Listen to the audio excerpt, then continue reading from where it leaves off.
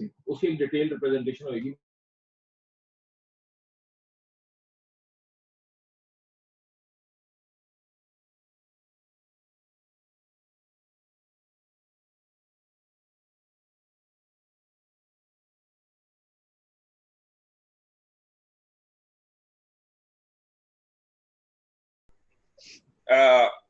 We welcome you all on the platform of Beyond Law CLC, coupled with those who have been connected with us live on the Facebook. As we all know that during these testing times, you have to create certain things which creates and carves out a different perspective of thinking the life the way it was earlier. Now we all say now new is the normal. So as to whether the virtual platforms would be the things to continue to stay, that is a different perspective. But be that as it may, one issue definitely comes down that by this platform, anybody can connect at any point of time by being there at their own place. They can give their thought processes, which actually can snowball into the issues which are relevant for the purposes of society. We have been holding webinars on the different perspective, and we have been able to connect with the speakers who are well known and well established within their own field. Today, we thought that there are reports that family during these COVID times and lockdown and unlocking period has taken different dimensions. And at some places, the family bonding has grown much stronger. And at some places, it is from bad to worse, or I can say at the most similar.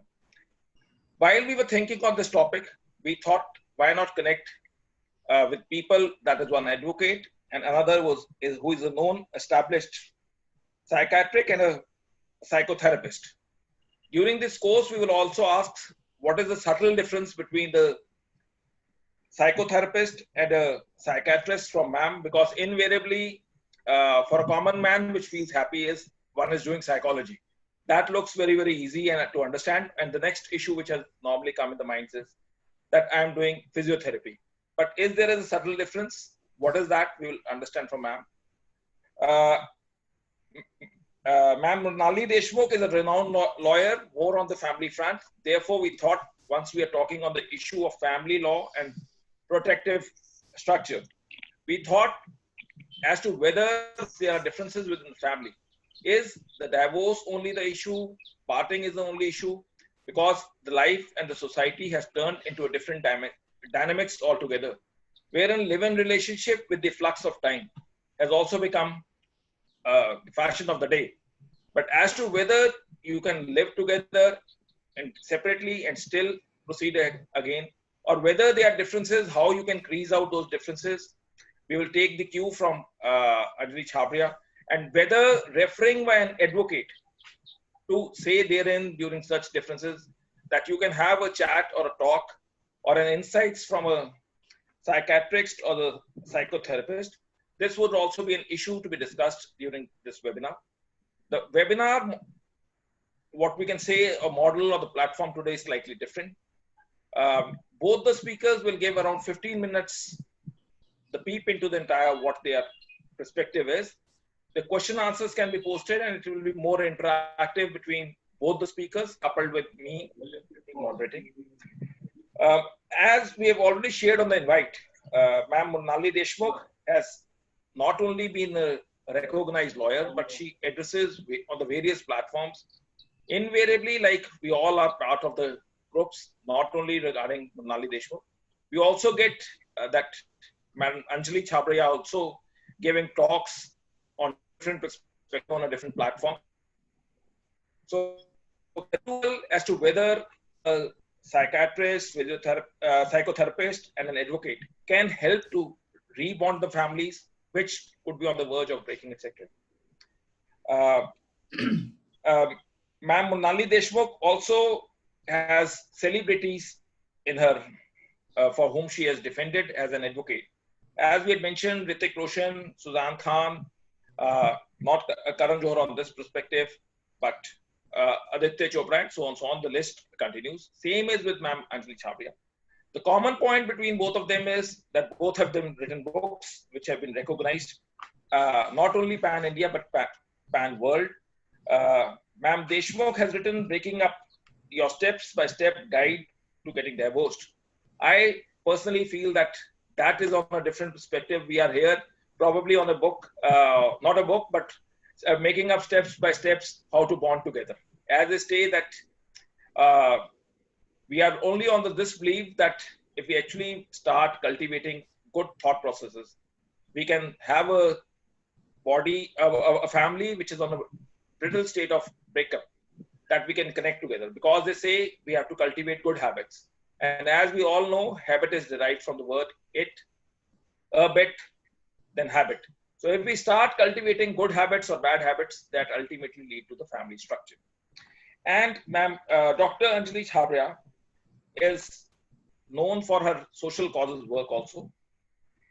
She has also written one book, Death is Not the Answer, Understanding Suicide and Ways to Prevent, is as on date very relevant, because that is one of the topic which invariably is on one platform, one media or the social platform together. They will give the perspectives as to whether family, when it was derived word, does it actually meant father and mother, I love you, or it is also a relationship between a father, mother, husband, wife, and how to protect. And because we are speaking of family law, we are discussing the entire, but yes, it will be primarily focused on the aspect, the relationship of husband and wife, if there is certain differences, how to crease them out. As they say in law, if there are certain wrinkles, if you get the right iron, you can always remove those wrinkles. Thank you to both the keynote speakers to have accepted our invite to give their insights. I know that even though during these testing times, both are engaged with their clients in their own way, but at the back of their mind, as I said, they have also feel that profession is one thing, but to work for the betterment of the society is another perspective, which gives the ball in a different dynamics and different shape. And as they say, any relationship is just like a sunset, that after every sunset, the sunrise, and sunrise is better. With that hope, with their we feel that some parties at some point of time could actually reconcile and get better. Over to you, ma'am Deshmukh, and then we will ask ma'am Anjali Chhabria to give her inputs. Then we will have some interactive session and the question and answers which are posted not only on the chat box but also on the live which are on the Facebook would be taken up, and both the speakers have consented to give their insights, and we are quite sacrosanct that at the dark tunnels of the relationship which are there, with their insights, they'll see the candle of hope and their relationship will be brightened up with a flux of time. Over to you, ma'am. Good afternoon, Vikas and Anjali. And I can also see Justice Shalini Fansalkar Joshi, ma'am, who's been one of the finest judges that we've had, and who's always ruled with a carrot and stick and resolved a few, rather I would say a lot of matrimonial issues using the philosophy of carrot and stick. And we have found her, settling matters. I'm so happy, ma'am, you are here for this. Vikas, thank you so much for inviting me and making me a part of this afternoon's webinar. And more importantly, because you have taken a very positive and a proactive subject and topic for the discussion. Because normally, if you know, a divorce lawyer, when she or he is called for addressing the crowd, the most of the things are what are the laws of divorce and what are the ancillary reliefs and so on and so forth. But to call someone who deals in relationship, which is what I address myself as, divorce is a part of it and not the only thing. This, which talks about family law and protective structure, is absolutely, I would say, a commendable job taken up by Beyond CLC to bring about a more positive aspect to the whole thing. Having said this, we all know that this pandemic has caused untold miseries to everybody, whether it is physically, mentally, emotionally, and in all other fields which is there. But if I were to restrict myself to the subject that I am being assigned to speak about it, I would also say that this pandemic has, both in a positive manner and in a negative manner, affected couples who are now sort of, trapped within the four walls of their homes and have to deal with this lockdown issue that all of us are going through.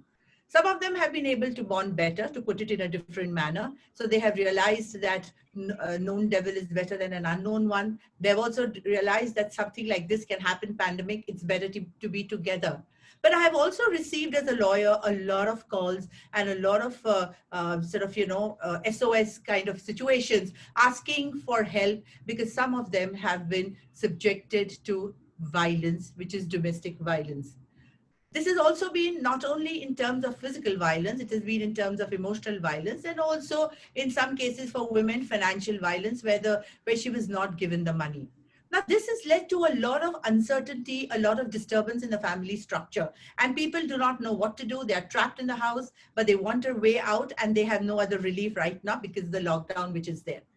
And hence, I see that it has led to a surge in a number of, I would not say divorces, but I would say huge differences, and couples wanting to decouple because they feel that there is no future to their relationship.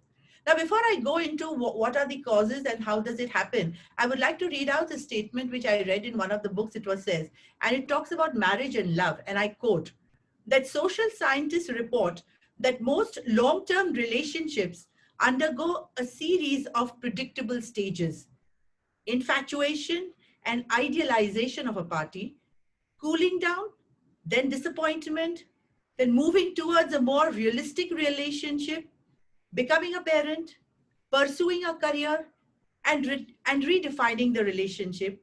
Finally, post-parenting stage, after all the stresses and the strains, it's called a period of reintegration of marriage.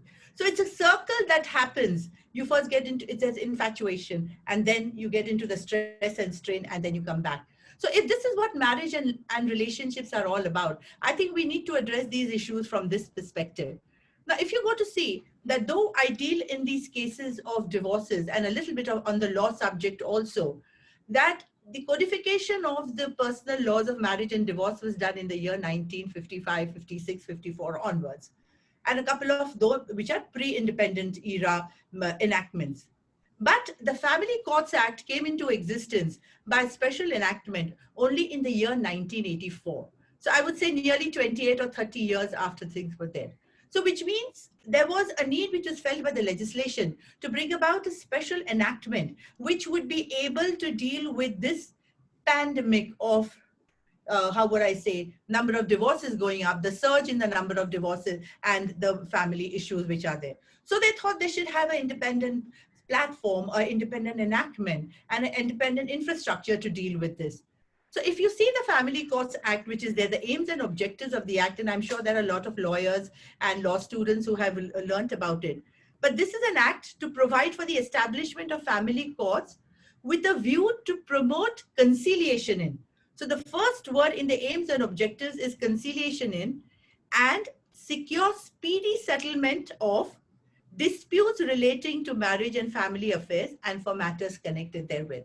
So the aim and the purpose and the objective of the enactment is to bring about a reconciliation and bring about if they can be able to narrow down the differences and work on the relationship.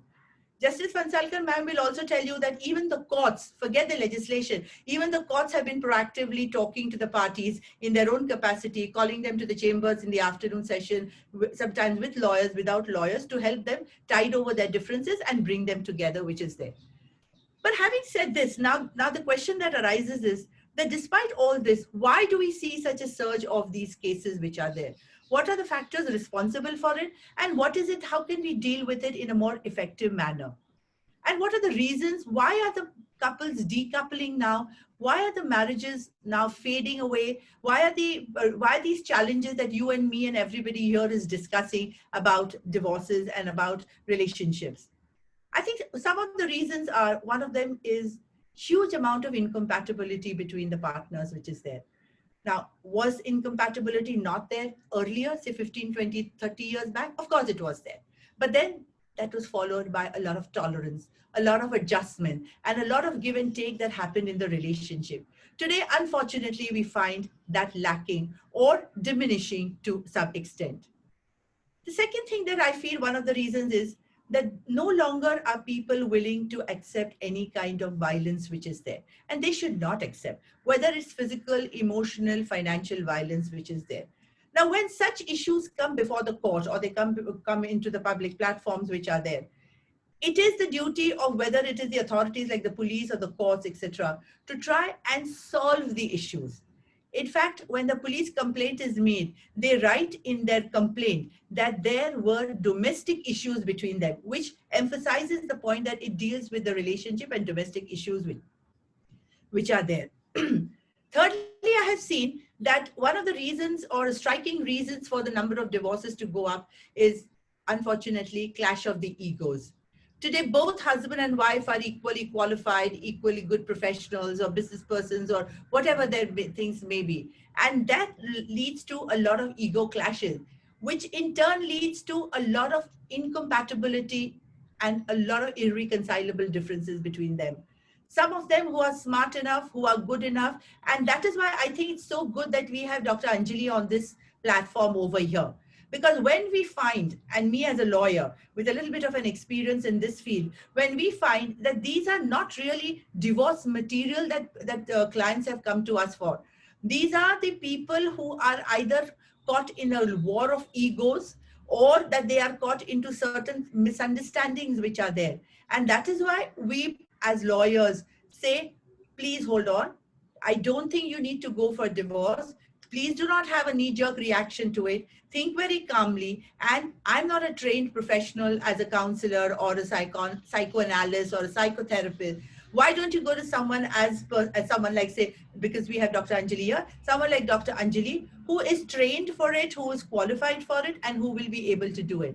So this is not that when I tell a couple, why didn't they go to someone like Dr. Anjali as she's here on the platform, is because I say that you have a psychiatric problem. Not at all.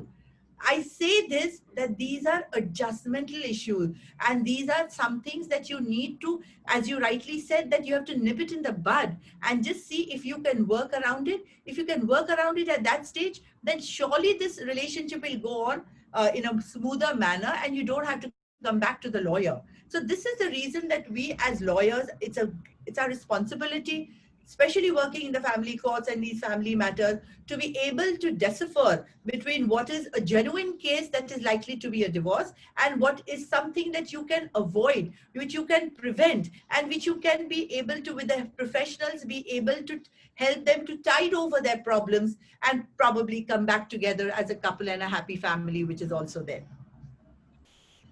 We also find in certain cases which are there that there is always a blame game that goes on in these issues. He said this and I said this and I said this and he said this.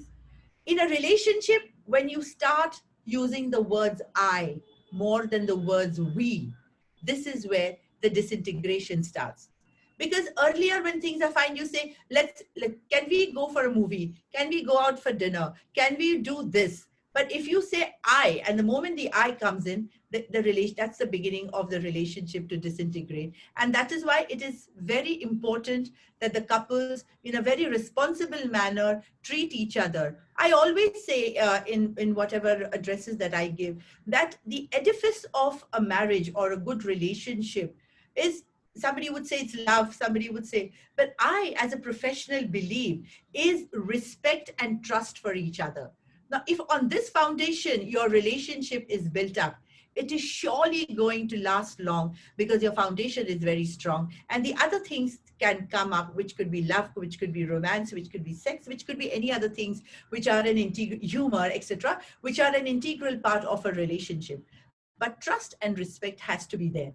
And if the trust is broken or if the respect is lost, then in my opinion, that relationship doesn't last long. Also, if this is at a very initial stage, and as we say, if we are able to arrest these issues which are there, then probably we can sort of, take this relationship a little further.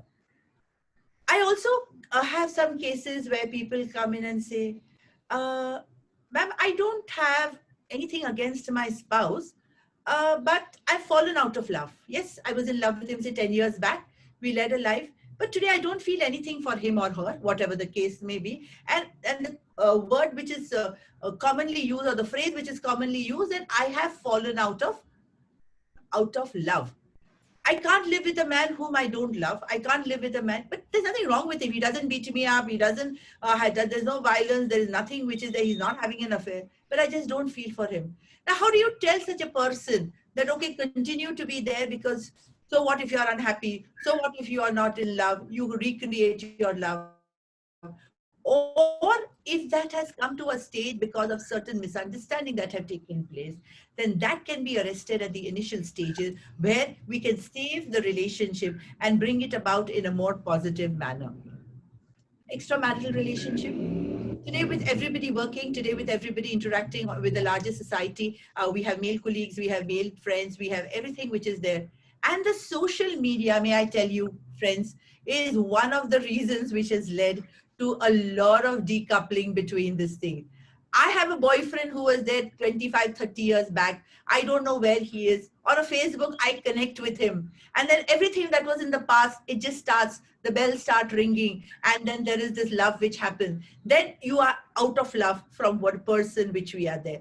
So in my view, there have been one of the biggest, if I may use that, one of the biggest villains in this relationship issue has been the social media, because today you can connect with everyone, which is good. Today you can get a lot of knowledge, which is good, but these things are also happening. And I get a lot of these cases where I met so and so on the social media and I don't think I have a future with my relationship. So the extramarital relationship. Now, when I mean by extramarital relationship, they need not be sexual or adulterous in nature. It could also be what is known as an emotional flirting or an emotional extramarital relationship, where I'm gelling with a person at a different level, where I cannot gel with my husband or with my partner in the same level. And that is why the relationship gets disintegrated here, whilst I get more attracted towards that other person who I may not even have seen it in person if it's on a social media. And as a result of which these things happen.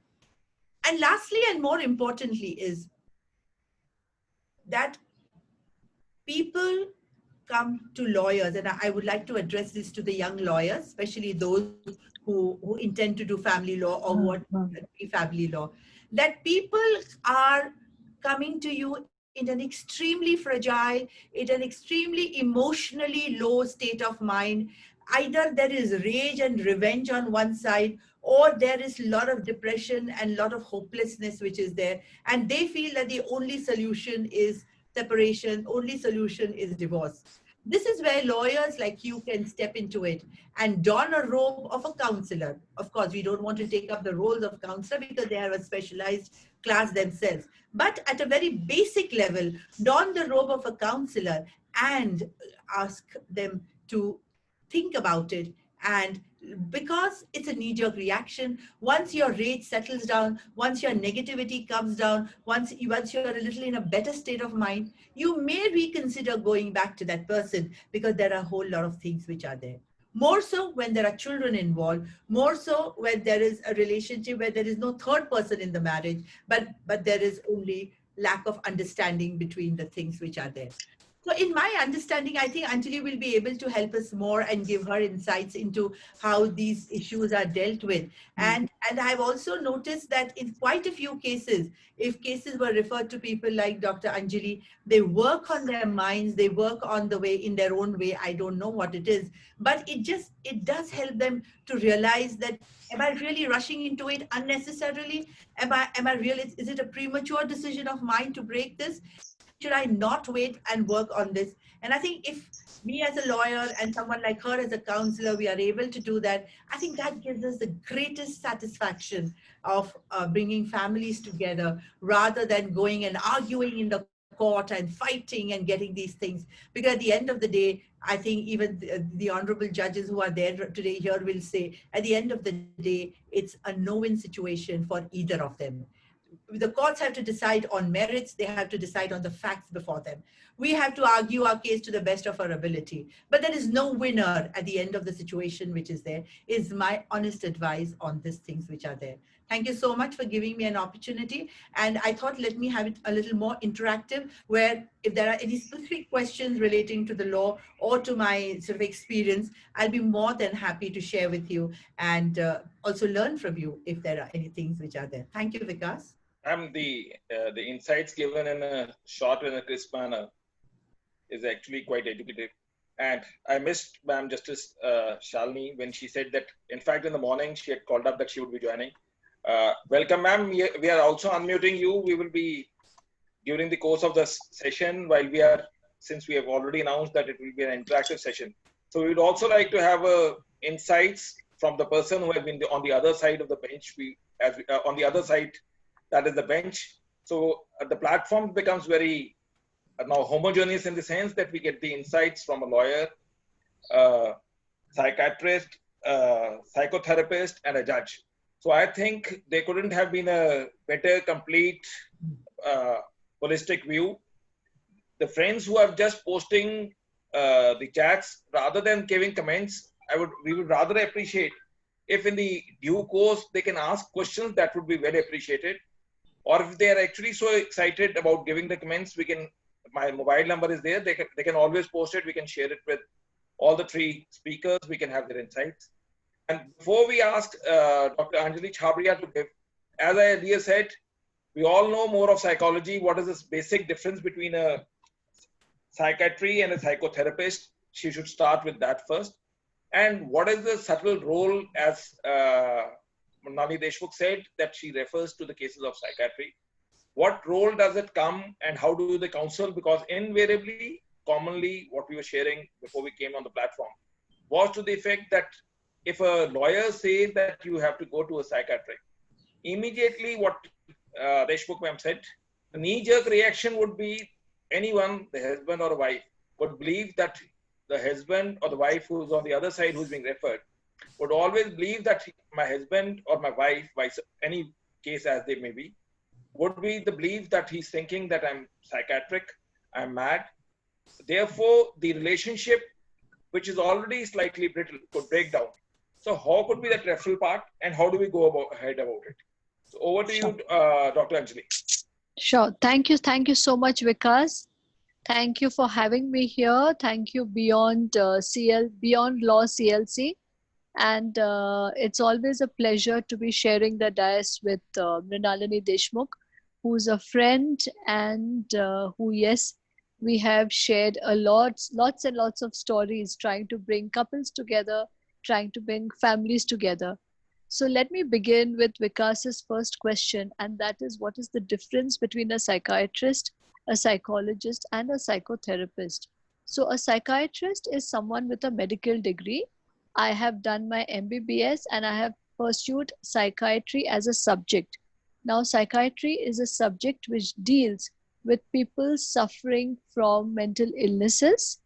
So we learn about depression, we learn about schizophrenias, addictions, etc. We learn about the medical aspect of it. Okay, and all these disorders have a medical baseline to it. There's a reason why people behave the way they behave. Okay, a psychologist is somebody who may pursue her or his MA in psychology. Okay, so the difference is that psychologists may counsel, they may do therapy, but psychiatrists can even prescribe medication. Okay, a psychotherapist is a psychologist can be a psychotherapist or a psychiatrist can be a psychotherapist. That means that these are people who use what we know as therapy. You know, these days it's quite fashionable to be in therapy, and we are doing therapy for, I think, most of the people in the world, because people are actually thinking that with lockdown, we have time to look inwards. So let's look inwards and let me find out what is the problem that I face. So when you do therapy, you're actually looking at a mirror and trying to see what the problems you are going through and why are you going through it. You know, so now let me come to the topic of the day, and I will also issue the stigma issue in some time. The topic of the day today is marriage. And to me, there's a very simple definition of marriage. Marriage is looking at a mirror, okay? Because when you're married, your spouse and you are sharing a very, very close space with each other, where each one of you is trying to adjust with each other and move forward with a common goal, you know but what happens is that many a times the common goal may be different. Many of times the way you do things is different. And what happens is that once the honeymoon phase is over and when you have to coexist, you have to share your space with the person, is when the true adjustment begins. And that for many people may be very difficult. I was just going through some of the comments, when marriage starts on the basis of lies, when things are hidden, when people discover things about each other, when people realize that lies have been told either about the financial issues or even about health issues, when people have not disclosed that they were suffering from disorders because they were so scared that the spouse may not accept them, where people hide about their own sexuality issues. We often see that there are people who may be homosexual, and just to keep their family quiet, they go and get married, only to realize that there is no consummation of marriage. And that becomes a difficult journey, not only for both of them, but also for the families concerned. you know so in such cases, do we say divorce in every case is bad, or do we realize at such times that when the marriage has happened with a whole huge of lies beyond, below it, what is the fastest way out? I remember this young girl who came to me within the first 3 months of her marriage because the husband did not consummate the relationship. And she came to me saying that, doctor, maybe I am not attractive enough. Young, beautiful, attractive girl. And she was doing everything to make sure that her husband was attracted to her. And after 3 meetings of her putting candles in the room and, cooking for him, and he would make every excuse not to get close to her, I called the husband and I asked him straight. I said, did you want to get married? And he said, no, I'm homosexual. I'm in a relationship with someone else, but my parents forced me to get married. So I asked him, but why did you go ahead with it? He said, I just wanted to quieten them. Unfortunately, even though today we are all, educated about what is happening in the LGBTQIA world, there are still people who are forced to get married because दुनिया क्या कहेगी, लोग क्या कहेंगे, and सब शादी के बाद सब कुछ ठीक हो जाएगा. Now, according to me, that is the biggest lie when marriages start with a wrong footing, So, क्योंकि शादी के बाद सब कुछ ठीक नहीं हो जाता है. The other reason why we see so many divorces happening today in our country is because of the unrealistic expectations that people have. Unfortunately, today getting married has become only about where we are going to get married, whether it's going to be in India, whether it's going to be abroad, how many people will attend the wedding, who the dress designer will be or who the choreographer will be, and what are we going to do for the Sangeet. Okay. Issues like sexuality are not discussed before marriage. And sometimes people spend so many lakhs and lakhs of rupees just doing up the mandap, etc., but will not do a simple blood test to find out if both the couple are genetically compatible, only to realize that there are two people, one of them, either both of them have issues that will create a problem with the child. So I would want as a society that we emphasize on things like this. Now, if presuming everything else is okay, what happens is even financial expectations are not discussed. People presume that, I'm just using gender over here for examples, but I'm not gender biased, and I know that there are equal men who are beaten up in marriage as women are. But what happens is that, people presume that, if I have to shift after my job, my wife has to shift with me. Now, if these things were discussed before marriage as to what, we've all spoken about, there is an equality coming up. But are we really equal in our heads? Or are we having expectations? So the wife may have an expectation that, okay, I'm going to leave my job because it's my husband's duty to look after me. Have you discussed that with your husband to be? Or my wife will move with me. She's my wife. My mother moved with my father. She never asked him any questions. So I think it's important that while we are doing everything and while we are trying to find the best makeup artist or dress designer or even a photographer for that matter, we invest in premarital counseling and we get the expectations of each other matched. Okay. The other huge problem which I find is happening today is communication styles, which is something that when people come to us, you know, that is something that we need to help them with. Now, coming back to Vikas's question about how do we refer a couple to you without the entire mental health stigma coming up? I've had couples who come to me and tell me that, we have come to prove that my spouse is not well.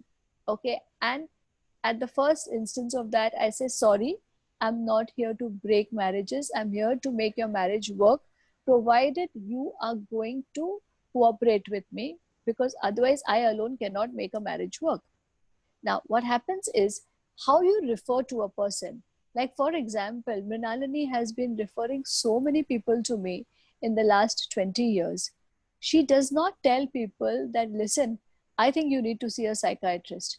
Because even today in India, when you tell someone, I think you need to see a psychiatrist, the first question comes into the mind is, क्या मैं पागल हूँ कि आप मुझे psychiatrist के पास भेज रहे हो?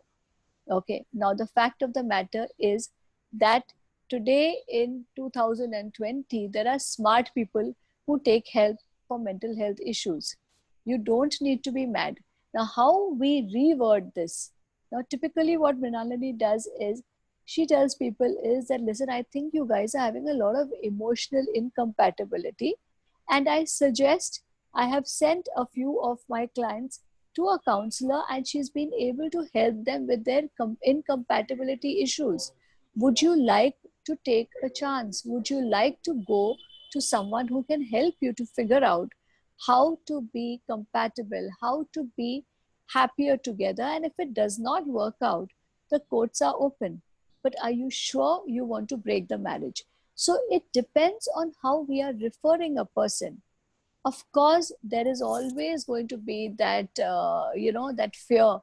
Oh my God, will the doctor give me a certificate saying that I'm crazy? But of course, if you handle it well, you will find enough people wherever you are in the space of mental health who can help you to deal with these couples in a way, that they both feel a little more comfortable. And maybe many a times within 2 to 3 months of counseling, they also realize that they have issues that they can work, at our level, and they do not need to go to courts. Now, one problem that has led to all this was that no longer are our family panchayats alive. Nobody wants to meddle in your affairs today. Because as you all know, when a couple starts fighting, after 20 years also, they can start with 20 years ago, this is what happened. In 2000, this happened. 2002, this happened. And it requires a lot of patience. It requires a lot of understanding. And there's a lot of blame game going on because each one believes that, yes, I am right and the other person is wrong. So till they calm down and understand that you don't have to be right to be happy. In fact, if you want to be happy, you just need to be happy. So there's a lot of that happens, till they understand that it requires a lot of time and effort. Earlier, there were family members who would put in the effort. Of course, we also had families in which there used to be a dictator who said, I'm sorry, nothing doing, you cannot get divorced, just stay together. And the couple had, they had no other place to go. So they were just, they were supposed to reconcile, and many of the times they would reconcile because they had no options. Today, yes, we have options. Today, we do not want people being beaten up at home, whether it's the man or the woman. But what we want to do is we want to help them to make the right decision. What happens when they come to us? I will just tell you a little bit of the process. So when there are two people who come to us, or when there are families who come to us, what we typically do is we do not entertain families talking badly about each other. In fact, the first thing we tell them is that if you want help, we are here to help you. I am not going to produce any of these. I'm not going to give you papers that you can throw at your husband's family or at your wife's family. Of course, that does not mean that if the court calls us, we are going to be there with all the facts and records. But we do not take sides. We definitely give both the parties a listening ear. We also assess if there is a problem with the personality, or if somebody is suffering from a mental health issue. For example, a woman may have just delivered a child, following which she has become extremely cranky. She is not wanting to indulge in physical activity. She is finding faults with everything and everybody around. Now, this can be something which is called as postpartum depression, and this can be treated very easily by giving her some medication where the hormones will settle down, and the woman becomes a happy-go-lucky person all over again. Okay? Now, postpartum, someone says, is a convenient way out. Postpartum is not a convenient way out. Today, if you have COVID, you can't say, oh, it's a convenient way out. I got COVID, so I cannot go to work. It is a disorder and it must be treated. The problem in our country is that mental illnesses, 1 out of 7 people suffer from mental health issues. And it is not picked up, it is not recognized, because if you have a fracture today, you have an X-ray to show it. But if your mind has a fracture, there may be no way to see that. Now, I'll give you another case scenario. If there is a man who is suspicious about his wife and thinks that his wife is having affairs, or vice versa, if there is a woman who is constantly suspicious about her husband, and every time he goes out, she is convinced that he is going to meet his girlfriend. Now, either of them could be suffering from what we call is as a paranoid disorder, or a paranoid condition, or a delusional disorder. Now, again, these are conditions in which a little bit of medication can help the person to reduce his suspicion, to reduce the fact that he is so wary, he or she is so wary about what is happening. They start sleeping better, they start eating better, and they are able to understand what the other person is saying. So it is extremely important when someone comes to us, what we need to figure out in a very simple way is this person a sad person? Is he or she going through depression, which can be treated? Okay, and just by saying that yes, you have depression does not mean that they do not get treated. In fact, we encourage them to get treated, because you have one depressed person in the house and that person can depress the entire family. If a mother is suffering from depression, the impact of it will come on to the children, because she is not able to take care of the children properly. Similarly, if the father is constantly suspicious and is getting abusive as a result of the suspicion, it is impacting the entire family. So what we try and figure is that, is this person a sad person? And that is depression. Is he a bad person? Now, what do I say by bad person? That means there is no mental illness, but this is an antisocial person who he or she thinks that it is his right to trouble people around them and get everything their way. So mental illnesses normally start at a point in time, and typically you will hear statements like, doctor, he's actually a very nice guy, but he is behaving like that with me. So then we decide And there are tests that we can do to figure out how do we go about it. Of course, most of us, I'm sure all of you also like to take special care of the children. You know, we do not want the children to be with a parent who is either a bad person or a sad person, or I'm using the word mad to show you a thought disorder or a psychosis, which is not in the person's hands. And these are people who may need medicine for a long time, maybe even for lifetime. There are certain myths about medicines कि अगर आप psychiatrist के पास जाओगे तो आपको वो दवाई पे डाल देंगे and you will be taking their medicines all their life. That is a myth. There are lots and lots of new medicines. Sometimes you need to take a tablet a day, sometimes a tablet in a week. Sometimes there are also injections, that one injection in a month and your hormones are fine. So what I would request all of you to do is, when you have people coming to you, try and see what is the person not telling you. You know, of course, there are cases where things are evident. You know, if somebody has been constantly having affairs and there's no reason why he or she should be doing it. You know, yes, we can go ahead for divorce. But if you can sit and spend some time with the person and understand, is this a marriage that can be saved? Make friends with your local counselors.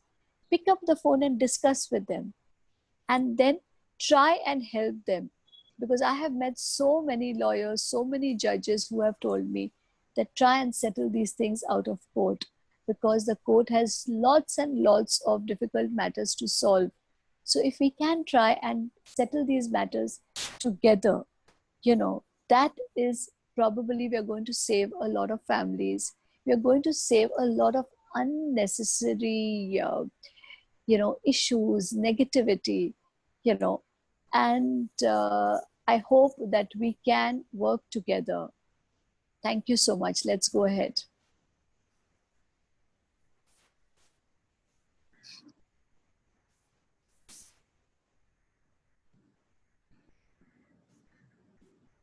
Vikas, can you hear me? I was just practicing a pause because they say I had been muted. They say that there are only two ways to make any relationship successful. They say walk is good for health, but walking away from anger, walking away from dangerous things, walking away from. So I thought that I should also give a pause before we actually see, because as they said that the time for everything is immediate reactions everybody wants. That is why from normal healthy food we have started moving towards the junk food, because they are more faster to make. Similar is the relationship. We want quick results, in the sense that let's assume there's some anger. Immediately one feels that there is lack of compatibility. We will also unmute Justice Shalini and we will take her insights, though the questions have started pouring in. But as we said that we are blessed in the manner that she has joined, and we will be able to have her insights also.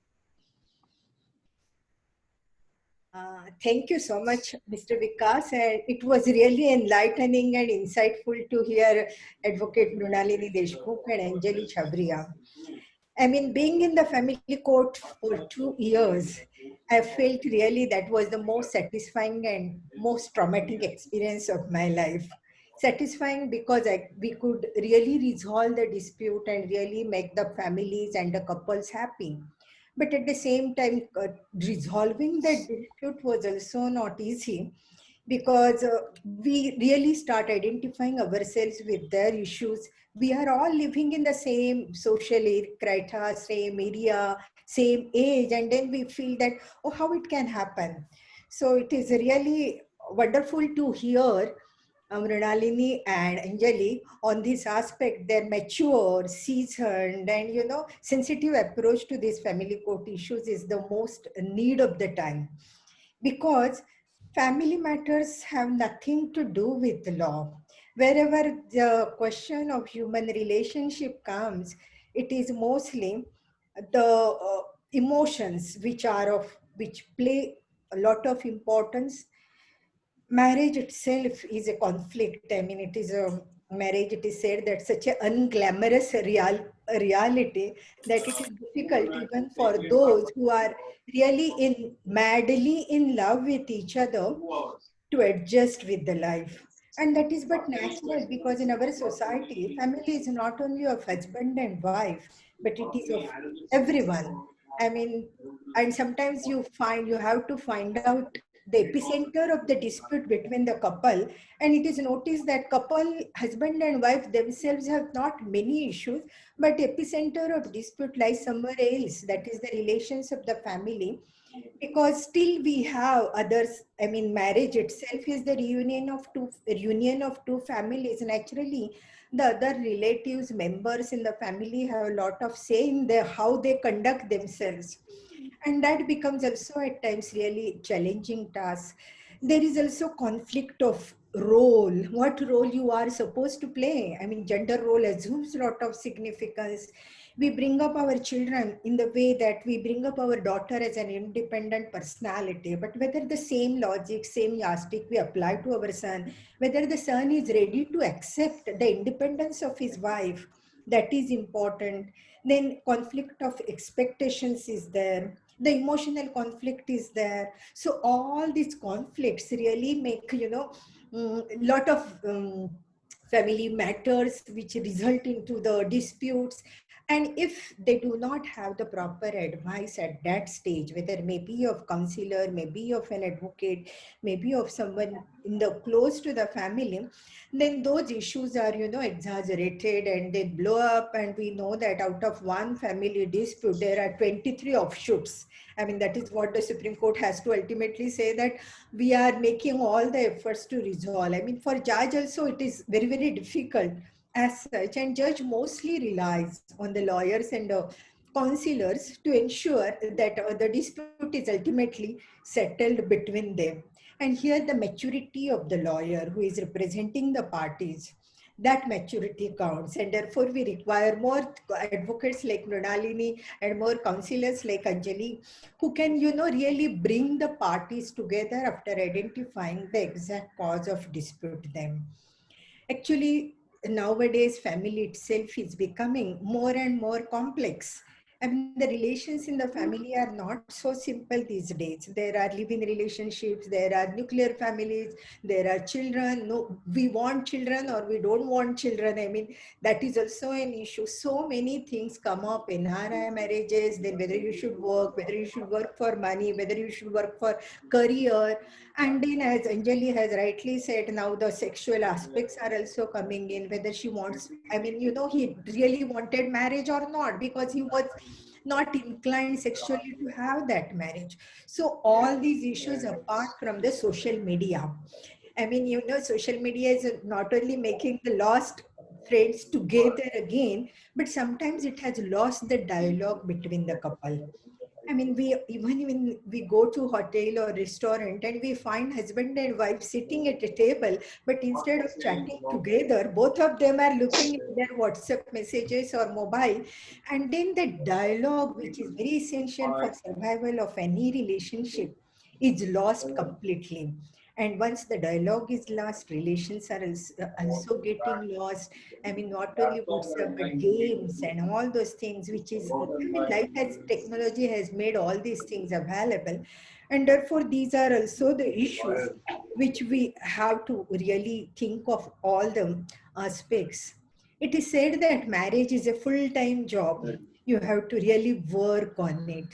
And that work, how to do it, I mean, that is for the couples to do, and it is also for the counselors and advocates to make them realize that it can't be so easy to get out of it. You have to work on it, you have to work on it, and then only you will achieve something in the life in order to keep it going. Because ultimately for children, in the court we have realized, for children, having the family is so important. And family means father and mother, I love you. That is what Mr. Vikas has said, and Justice Roshan Delvi has also defined family to mean it.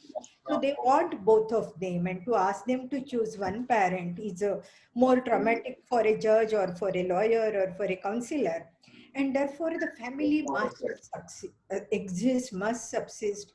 How to have this family? I mean, institution of marriage may remain as it is. It will always remain, because even if the couple divorce, they get again married. So marriage institution remains. But the family in the traditional sense, which we want, how to have it, and not at the cost of individual dignity of a woman or of a man, but how they will respect. And therefore, I find Mrunalini say that what is more important is not the love, but the respect and love for respect and faith for each other. I mean, if it is, that is there, then even if the love is not there, which will grow after the love, I mean, respect, when there is respect and faith is there, love will automatically comes. But love marriages also break because basically they may not be having that respect and faith in each other.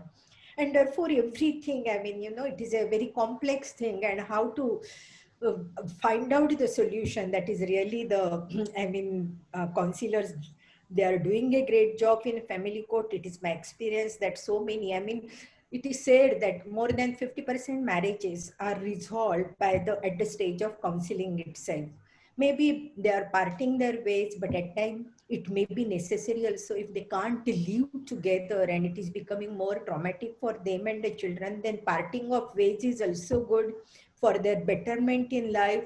But even if they come together, and sometimes the counselor really succeed in bringing them together, in some family counselors in family court Pune could, bring together even the divorced couple. So miracles do happen.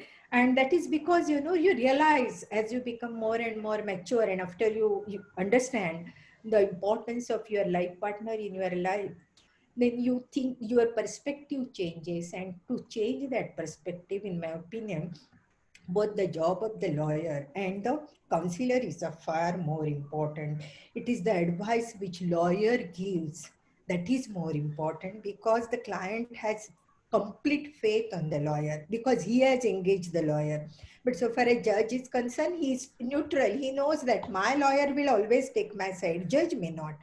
But the counselor can also convince them, persuade them, make them realize, understand the sense.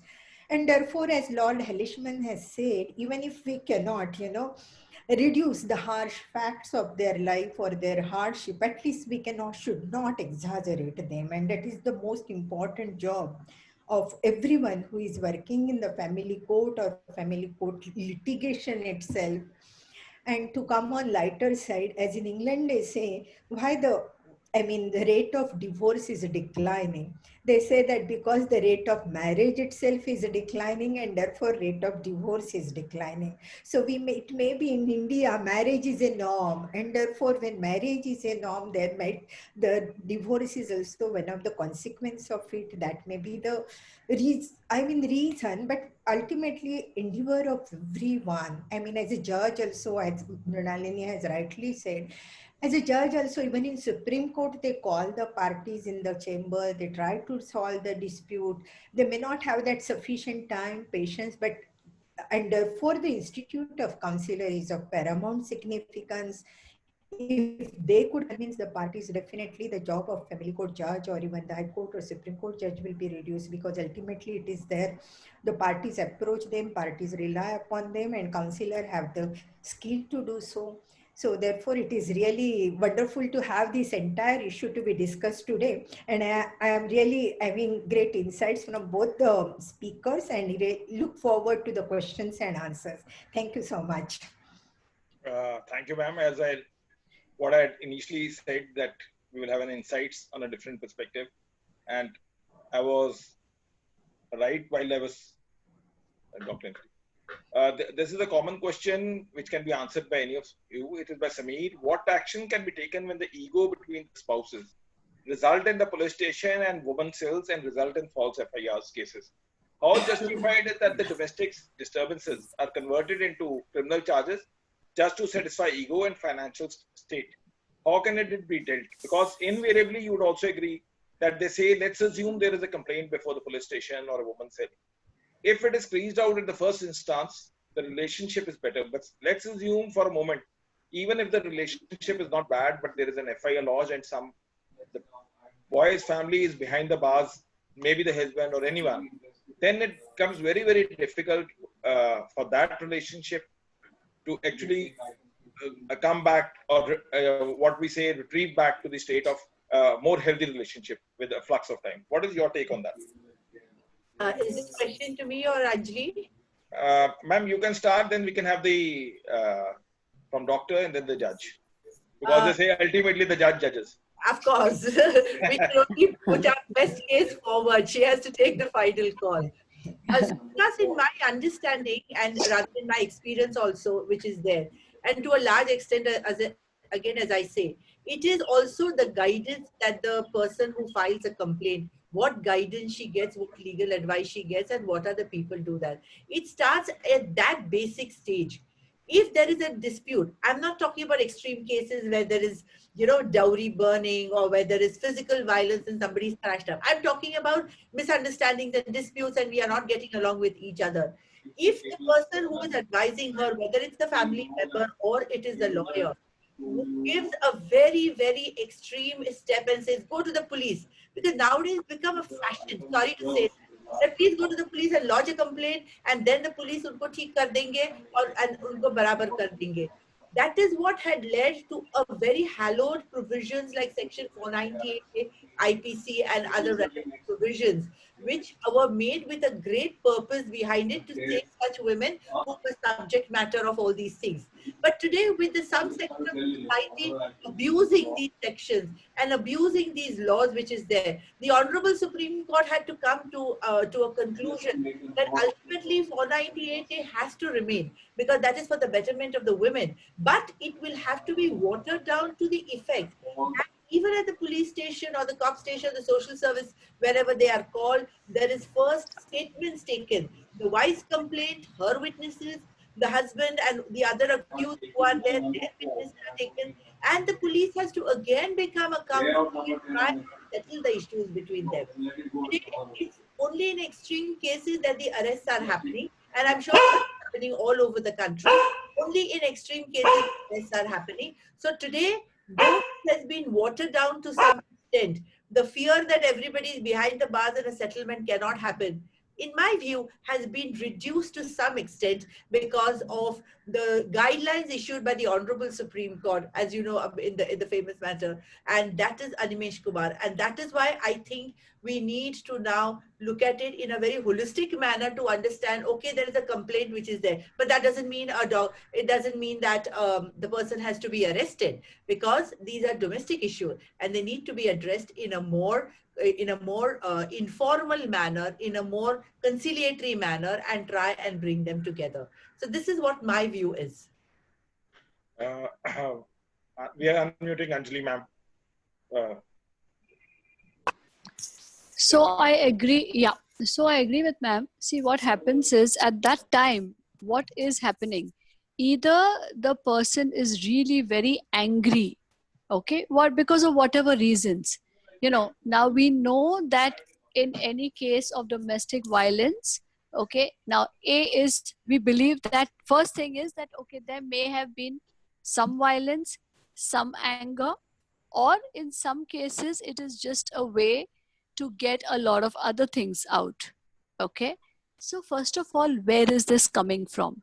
Now, if at such a point, when someone is going to the police station, if we had to have intervention at such a point itself to find out what is the problem, did the violence really happen, or is it that the person is so angry because of whatever form of disrespect that was shown to the person? Okay, where is that coming from both the family people, from both the partners? Is someone going through something? Recently we've been seeing, even in COVID times, the stress has really gone up. People are stressed because of financial issues. Some people have to give other people money, whatever, lots and lots of things. Just staying together has become stressful. People are not able to distinguish whose responsibility is what. And because of that, so I feel intervention at an emotional level should be done immediately. Of course, once people have gone and put people behind bars and stuff like that, it's like crossing certain steps, which is very, very difficult to retrieve once those steps have been crossed. So I think early emotional intervention is extremely important, Because like any problem, if things go on and on, things can become, it could become difficult to retrieve your steps back.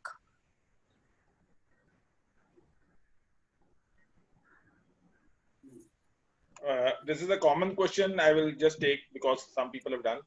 Let's assume there is an anger management issue with the couple. Right. Does it require an advice from the first brush with an advocate, or would you advise that he should meet a psychiatrist or a psychotherapist? What is your call on that? So anger is a symptom, just like fever is a symptom. Today, what are we telling everybody? That if you have fever, please look at it, because it could be COVID. Every fever is not a COVID. Similarly, an expression of anger. Okay, now everybody knows that, okay, people do get angry, but there are certain expressions of anger which keep coming. And that is when people get upset. So I would say that if anyone has an anger management issue, you must take help of a mental health professional from it, either a psychologist or a psychiatrist. Okay, not only a counselor, because sometimes the roots can be very, very deep, and sometimes people may have a two-faced, like outside you may be the best person, but it's only in your house that you get extremely angry with your own family members, and that could be coming from a very deep, dark place in childhood, for which therapy is important. And then sometimes anger comes out of certain disorders, certain addictions, or certain schizophrenia, or certain depressions. Only anger will be a symptom. So every case of anger management has to be studied, and we need to go down to the root. I will take a step forward, ma'am. Just like we say, like in an ordinary course, when we say that there are symptoms of fever, invariably one can try out of its own. The second step, invariably one goes to a pharmacist, then a phone call to a doctor who's a family friend. So anger management, sometimes straight away going up towards a psychologist, psychotherapist, or a psychiatrist. Sometimes the relationship, which is already on a slight brittle state of affairs, what is your key advice that where it could be done, that he need not be done, but there are certain subtle manners in which one can actually improve the relationship? What advice would you give, that what is the key to have an anger management at your own, if one can practice? Just like one can have a yoga guru, but at the same time do yoga at its own and protect in the ways. So is there some little bit mantra where the anger is not to that effect that it has to be taken to the advisor itself? What could be the way for the anger management? So see, what happens is, if your anger, people who get angry do not realize the effect which is happening on the other person. Okay, no. So sometimes if a person is just getting angry, is short fuse, but is coming down, is realizing that yes, they were angry. So the first step would be to go and apologize to the person that you have hurt. The person on the other side, on the receiving end, what we tell them to do is, yes, to walk away from the situation. Okay, to come back. But looking inwards is the way that we need to go, and to understand where is your anger coming from. So whatever form of meditation that helps you, yoga that helps you, music helps people, exercise helps people. So one has to find out the solution themselves. But I again report that it is better to catch things at the first time, and it is no longer shameful to go and take help for mental health issues, and anger is the first symptom. So if 100 people, just like 100 fevers, have to be tested for COVID, and maybe we find 10, the other 90 can go home and take a paracetamol and relax at home. Similarly, I would like to take the same approach with mental health issues. We will ask Ma'am Deshmukh what is her advice, because how does she diagnose, I will say, to the other aspect. As she said that invariably she refers not only to Dr. Anjali, but to other persons who can help in the overcome some psychiatric thing, or I will not even refer to a word of psychiatric. I will say that where does she assume that the role of a, I will not even refer Dr. Anjali as a psychiatrist. I would rather say, because as they say in the life of a marriage life, there are two ways to save the life. First, to have counsel and then have a counselor. So where does Ma'am Deshmukh feel that it's a stage where the counsel's intakes have been received by the party at one point of time. Now it's the second step of a counselor, or vice versa. I will ask Dr. Anjali, where does she feel that the statements, what she could do are best as a counselor? Now is the stage that it should be pushed towards the counsel. So who do you want to go first? First Deshmukh ma'am, and then you. Yeah. So as I said, I get a lot of these cases where one of the common problems that any spouse has against the other, and this is absolutely gender neutral. It doesn't mean that only men have rage or women have rage. There are equal number of cases, if I may be very honest to say. Even women can cause quite a lot of havoc to their husbands in their life because of rage and issues which are there. We do understand that that is the cause which is causing a disturbance between them. So rage has to be dealt in a manner, as Anjali has rightly stated, whether you do exercise, whether you do yoga, whether you go to the gym and you pump iron, whatever the things are. But ultimately, as a lawyer, rage could be used by me as a lawyer to show the cruelty, mental cruelty perpetrated on my client, as she's a husband or a wife, who has a case maybe. Because if it's just one of an instance, obviously that is not something which is there. But it is, if it's going to be a consistent thing, it's a pattern which is there and which happens, obviously the person who is at the receiving end is also likely to suffer, some kind of depression, some kind of, feeling very low about herself or himself, the case may be. And if the person who is suffering from rage issues is not willing or is in denial about his thing and does not want to take any help for it, then obviously the woman has no other option but to, at least for the time being, be away from him physically, not go to the courts, and then try and test it out whether that's working. And if even that's not working, then obviously she'll have to come to a lawyer as a counsel and then go and plead her case of what the things are. But at the same time, let me tell you, because there are quite a few lawyers on this platform, let me tell you that it becomes very difficult as a lawyer to prove that I am, or that is my client is a victim and subjected to rage from this, because there are no evidences. This is what is felt. Because you're sitting in a room and the man is so angry that he throws things and he yells and shouts. And we don't always have a recording machine. We don't have a CCTV camera 24/7 which says that. I mean, a person on the other side can come and say it's nothing but fiction. There's nothing such, so nothing like this that they are saying about. So in my understanding, as a lawyer, it becomes difficult because you cannot say what it is, because you feel what it is. It's not that you can do. And in rage, only 10% of the times there is physical violence. I can tell you with a lot of authority from the cases that come to me, 90% of the people tell me, no, he doesn't beat me. For example, if it's a woman, no, he doesn't beat me. No, he doesn't. But the way he screams and shouts and breaks things in the house, day after day, week after week, I'll go crazy if I stay with this. And this is a case of mental cruelty. And then we have to go if he refuses to take any kind of a psychological or a medical help to that effect. That's the way I would look at it. Now I will ask Dr. Anjali, what is her take? Right. Ma'am, you are unmuted. So, okay. So, there are a few questions also coming up. So, I'm also going to address that. So, see, for example, I will just share it with you. That since invariably we don't get so many questions, it's just like somebody, the participants are right with the AK-47 and then the questions are just keeping on pouring up. So what can be done, keeping in view the timeline, that whatever you feel in the chat, I will also ask Lalini Deshmukh as well as Justice Shalini, that one can take the entire gist of the questions, because as a lawyer, they say, as a counselor, one can skim out, read, not passively but actively, and then respond back. Forward and backward, and then respond. So I'll tell you. So what is happening is that, of course, someone has rightly said that then why is it that one thappad is kafi? Now, many a times what we have also seen is that it is the finest straw on the camel's back that breaks the back.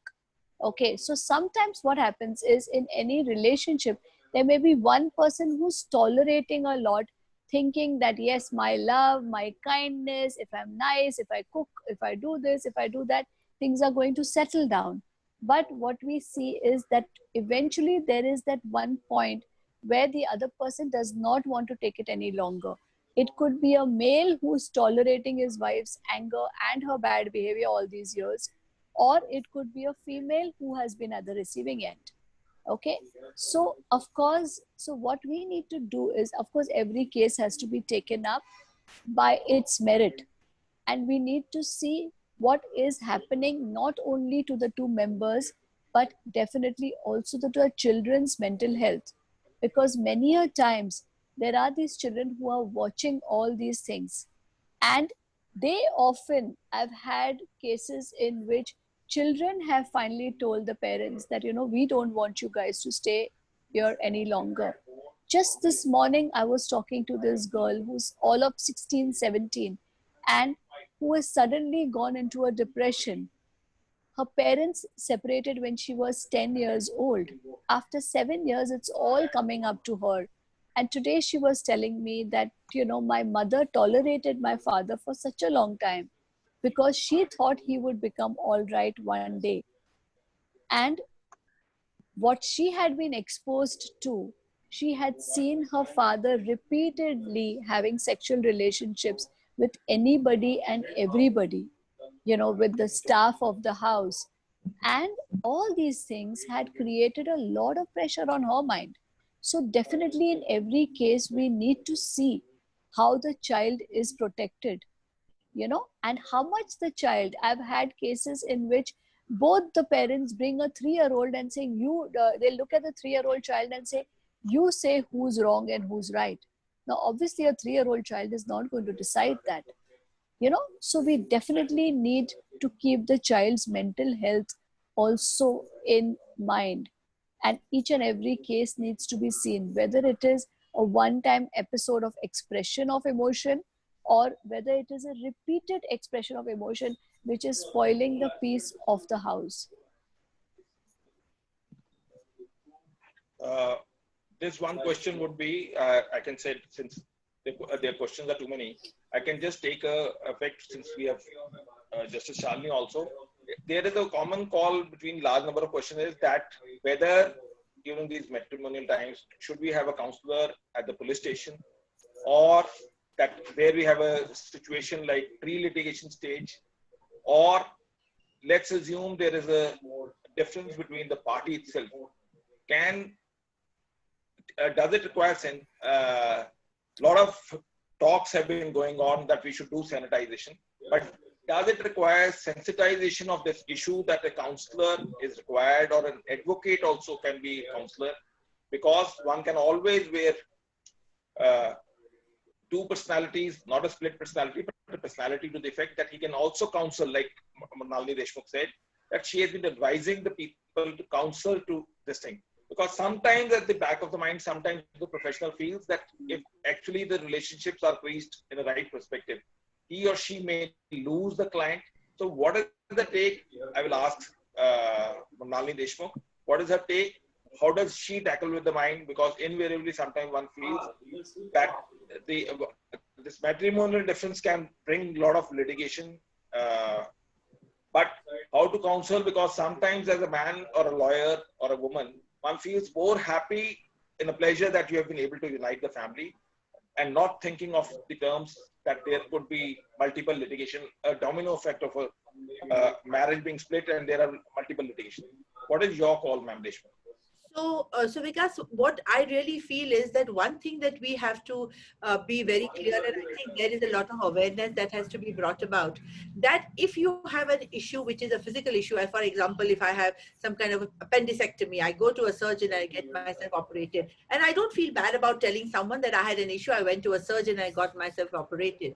Similarly, if you have any of these, I would say, how do I don't want even to call it a disorder, I want to say some kind of a mental aberration from a normal way of thinking which is there. And if there is a mental aberration in terms of extreme rage, in terms of paranoia, in terms of, being very suspicious about every damn thing that happens, then this is the time that there should be no taboo, there should be no stigma, there should not be anything, and it should be looked upon as one of the things that you go for a treatment. As your hair grows, you go to a salon to get your hair cut. If you have an issue, you go to a person who is the person who is going to deal with it. So I think there is a lot of awareness that needs to be done. Because of that, people will not, shove it under the carpet because of the fear that everybody will know about it. It is nothing wrong. If I go, I'm feeling too stressed out, I think I need to meet Anjali. It is nothing wrong. I am not mad. I am not having a disorder. I am not there. I have maybe the work, maybe a lot of things are causing a lot of stress in me. I'm seeing that I'm behaving in a very strange manner. Then why can't I go to someone like this? So this awareness will bring about a lot of peace within the couples and within the families, and they will be able to resolve these in a better manner rather than going to the extreme end of, separating or going down their own respective way. That's the way I look at it. And I will ask Justice Shalini that where does she feel that, whether she feels to the effect that there should be a counselor in the courts itself, or a counselor where one can be readily referred. What is your take? So far as counselors, marriage counselors are concerned, they are instituted in family court itself. Every family court is having 2 counselors. So about pre-litigation also, we are having at various family courts like Pune, Mumbai, where the parties, before even filing the case, they can approach the counselor, have the pre-litigation counselor. And yes, there should not be any hesitation. And I think there is nowadays sufficient, to some extent, awareness also in the people or couples to go for this therapy to the psychiatrist, psychotherapist, even the family advises them, instead of going to the court, first try this out, try to reconcile the differences, find out what is the exact cause. To some extent that awareness is there, sensitization is there. Sometimes courts also are also aware that these are the psychological issues which are required to be tried out. In family court, one day the psychologist used to come and he used to say, counsel. That counseling was also available and is available in family court like at Pune and various other family courts. So it is not that we are, the need and necessity of such counseling, whether of marriage counselor who tries to bring the party together, or psychologist. The need is felt and need is recognized, and from that in that direction, the efforts are definitely being made. And in marital relations, the breakthrough can come at any stage. Sometimes even in the Supreme Court also the matter is settled, though all the lower courts below had tried but failed. So effort should not be given up. They should start from the family, they should start from the pre-litigation stage, and at every stage, the efforts to counsel the parties at various stages from various persons who are experts in the field, like psychotherapists, psychoanalysts, marriage counselors, judge himself taking up this job. It is welcome from all the sources, and I am happy to say that all these efforts are being made at present also, so far as the family court litigation is concerned. So definitely it is necessity. Ma'am, since you have been experiencing, I will ask Dr. Anjali as well as Mrunalini Deshmukh. Ma'am, we are unmuting you, Dr. Anjali. That do you believe that this issue of matrimonial differences is more on the richer strata, because some people feel that differences are because of lack of money, or do you feel there is too much of financial independence which is creating the relationship bad? Because we have seen that media is all gaga about the fact that there are differences and divorces of the higher strata also, and in the lower strata also. So what is your take? What could be the primary root cause according to you which is actually leading to these type of cases, and how to stop according to you? What could be the counsel part, if we just have the insights on that? Right. So first of all, the problem is everywhere. But what happens is when anything happens to, there are so many people suffering from COVID. But when a big star fell sick with COVID, people were discussing everything about it. So the problems are everywhere. People are suffering everywhere.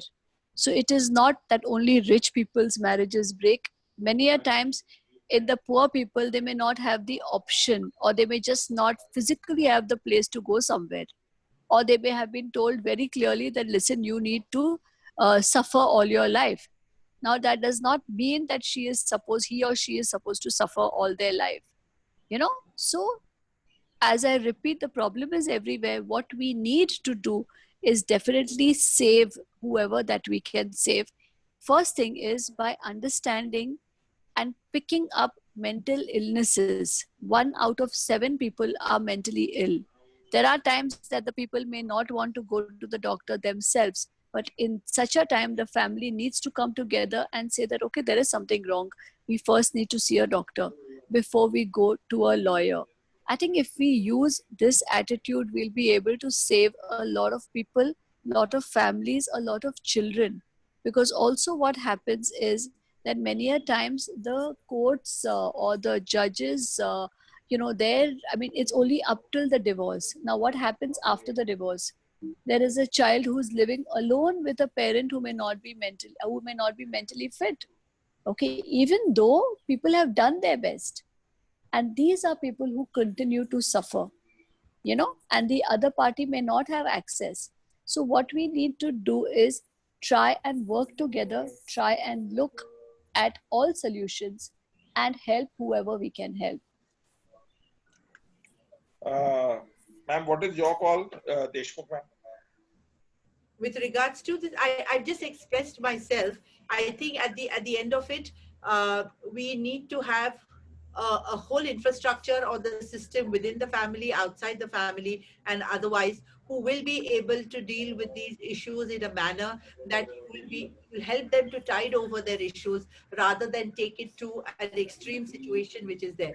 Because can I just say, in one of the chats, somebody has said that you have these two feminist people whom you are interviewing, and you are. May I just make it very clear who's a feminist? A feminist is only who believes in gender neutrality. She or he believes that man and women are equal, and in the patriarchal mindset which says man is superior, they don't subscribe to that view. That does not make them to say that only all women are right and men are scoundrels of the first order. So whoever has put in that question, I want to make it very clear. Yes, we are feminists. Yes, because the Constitution tells us to be feminist, and Article 14-15 tells us there is gender neutrality, and that's what feminism is about. And it's not about being pro-women or anti-men as they think it is. Sorry, I just happened to read that, so I thought I would share my views. I'm reminded, sometimes the chats are written, I'm just reminded what we read in the childhood, that there was a donkey, father and the son going all along the way. And ultimately the donkey had to be dumped up. So sometimes, as we said in any relationship, not on this chat or otherwise, sometimes even otherwise we feel that sometimes we carry the impression, first brush the impression is something else, but once we gradually graduate into it, and that is all graduation of life and thought processes, that one grows with the flux of time to understand any relationship. At the first brush, the image of somebody would be different. And with the flux of time, you find that the relationship, what you carried about somebody, it's in a normal course, sometimes someone has said about somebody that he carries this image. And you also start tending to have that image. But with the flux of time, you realize, no, probably his image was not rightly painted. He's other way around.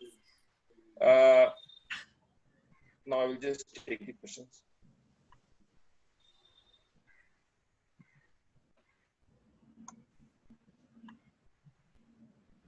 Meanwhile, you can also. In some chats, a common question would be: let's assume the girl is willing to live with the boy, but he or she does not want to attend the ailing or old parents, or that the brother, sister, etc. So, how do you reconcile that issue, and how do they proceed further? So I think I'll answer that question because we quite often get such issues which are there. in my view, both as a person and as a lawyer, I think marriage is, in our Indian society, and I may be wrong, yes, you get married to a man and you want to be with him and you want to be happy. But marriage is also an obligation towards the family which is there. Now, if there is an ailing person, that cannot be the reason for divorcing the husband, or that cannot be a reason for not living with the husband. There can be found out ways and means of dealing with this issue of the ailment of the senior person or whoever the family member is.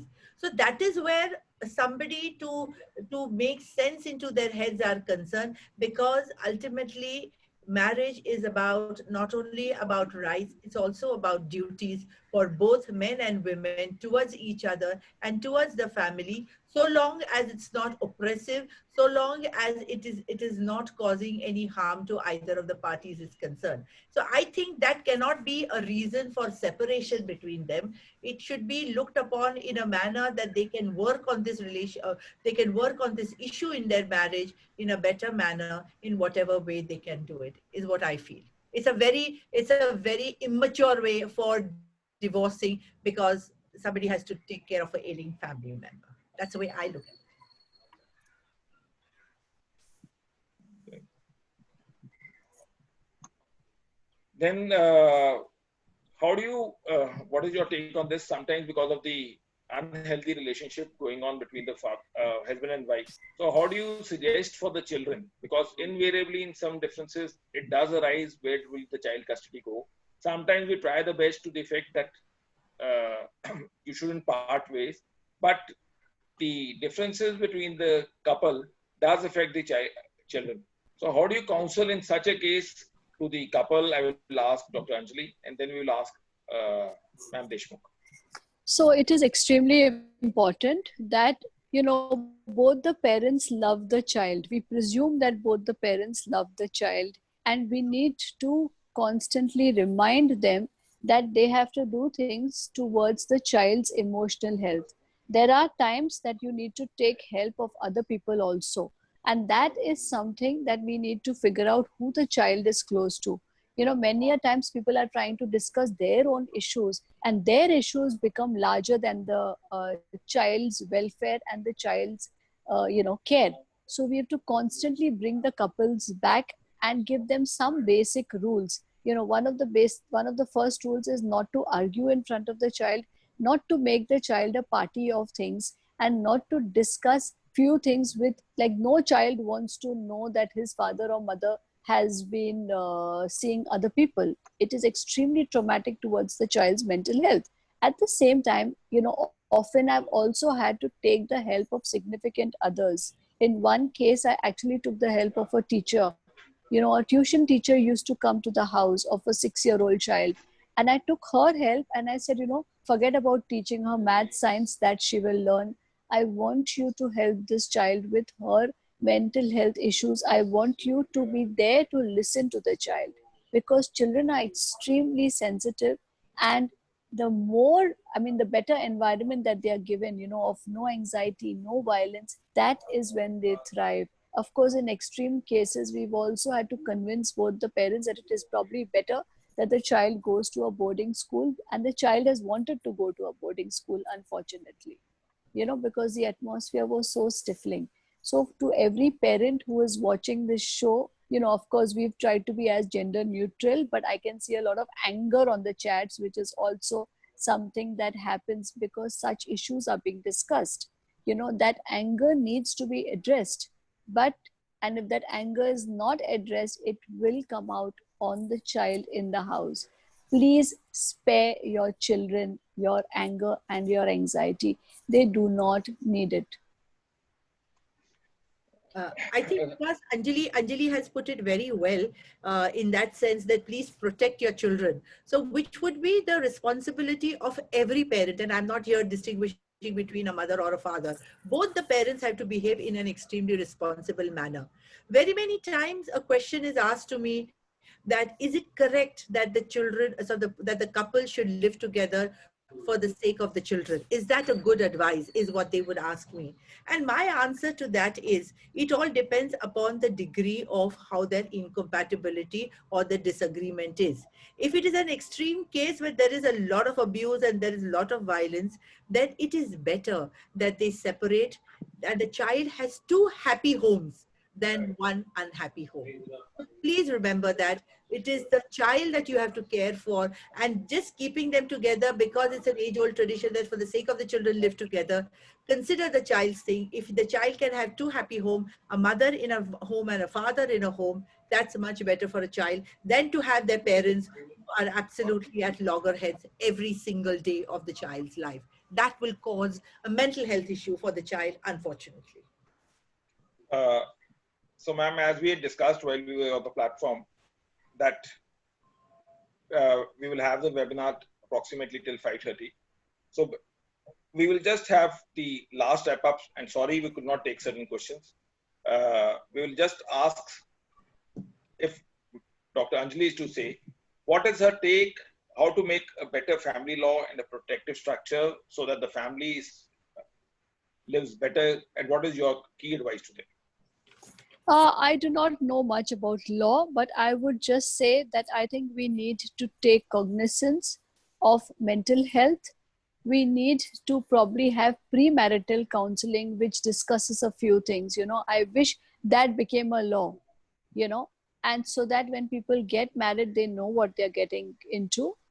And I think that's the way we need to go. We need to make sure that mental health is given a little more importance, and we are made aware of mental health issues so that we address those issues, because I see those coming in the way of relationships, and that is how we would waste the time of courts time is very important.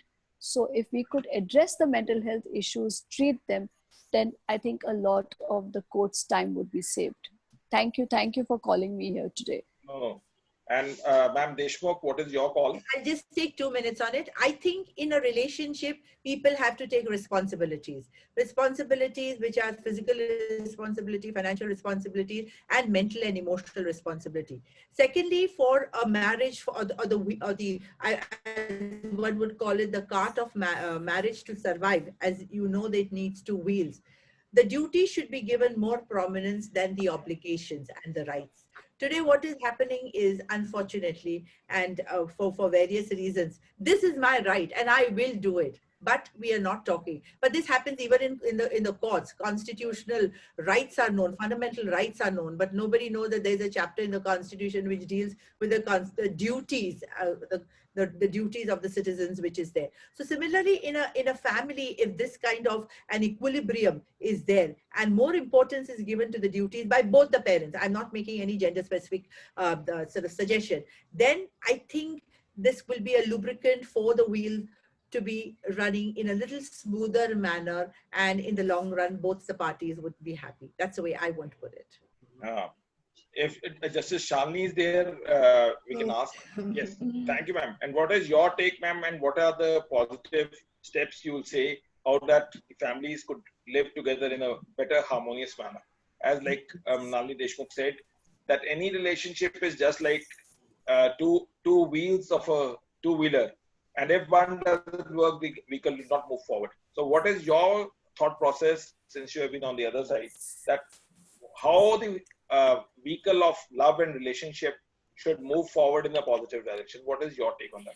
I think upbringing of the children is of paramount importance. How you bring your both the daughter and son, and how give them the values of the social values and family values, that is of very importance. And secondly, as Dr. Anjali has said, that premarital counseling is the need of the hour also.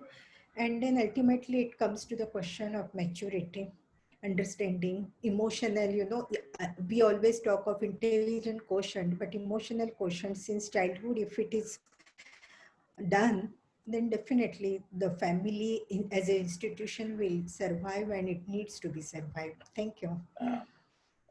Thank you to all the three panelists. The session and the insights, according to us, have been good. Though, as they say, that whenever there is any opinion, there are certain, that is just like the part of democracy. I've been seeing what all three the participants have said. Yes, there are a lot of messages barraging like anything on the talks, etc.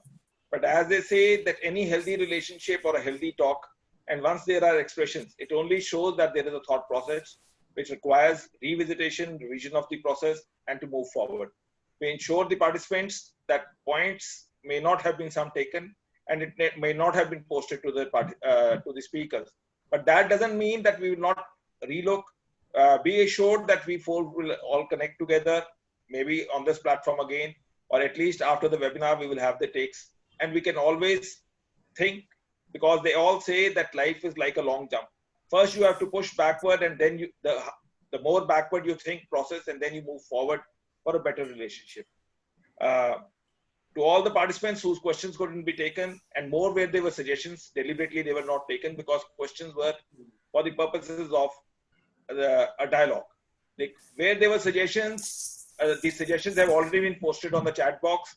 Those who have read it, they have understood what your emotions and what your rights were. As we are all connected with this webinar, tomorrow, since we are already taking on different dynamics of the topic, tomorrow we are having overview of NDPS Act, executive and judicial perspective and challenges. And for that, like today we had a counselor, an advocate, and a judge. Tomorrow we will be having 3 IPS officers along with an additional district judge who's also teaching in Chandigarh Judicial Academy. And the speakers are Chandrasekhar, who's an additional DGP, Baljinder Singh Sra, who's additional district judge, coupled with he's a faculty member. R.K. Chiswal, he looks after the Special Task Force. And Dr. Kaustubh Sharma, he's an IGP Firozpur and he has also worked in the NCP. So do stay connected with us for better insights. Thank you. Saying stay happy and blessed. And thank you to all the 3 keynote speakers and the panelists who have given the insights. As they say, once there's a matchbox that is the lightning of the process, then it triggers off the fire in the right ball. We all feel that what you have given the inputs, even if we are able to rejoin any family in this process, even 1, 2 families, we will feel that we have been successful in the endeavor that during these testing times, we have been able to connect the families and not split them. Everyone stay safe, stay healthy. Thank you.